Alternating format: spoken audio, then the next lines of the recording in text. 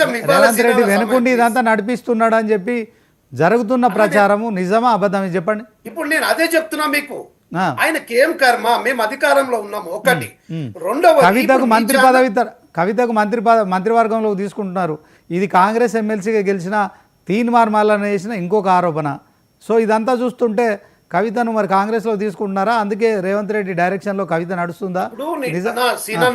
నేనేమంటున్నా, ఇప్పుడు మన ఛానల్లో కవిత మనుషులు ఉన్నారు, టిఆర్ఎస్ మనుషులు ఉన్నారు. వాళ్ళే ఇద్దరు వ్యత్యాసం మీకు అర్థమైంది. ఒక రకంగా బిఆర్ఎస్ పార్టీ నాయకులు ఏమంటారు, మా ఇంట్లో సంసారం. ఇంట్లో సంసారం అంటే 4 గోడల మధ్యలో పెండ్లాం పిల్లలు కొట్లాడినా ఏం అవసరం లేదు. రోడ్డు మీద పడ్డప్పుడు పెద్ద మనుషులు ఇన్వాల్వ్ అవుతారు. మోహన్ అన్న, మరి ఈ రోజు పాదయాత్ర ఏ విధంగా జరుగుతుందన్నా? నువ్వు సబ్జెక్ట్ డివేషన్ చేస్తావు. సబ్జెక్ట్ చెప్పు, నాకు చెప్పండి. మీరు సబ్జెక్ట్ చెప్పు. పాదయాత్ర గురించి మాట్లాడుతున్నావు, ఢిల్లీకి పోతే సబ్జెక్ట్ చెప్పన్నా.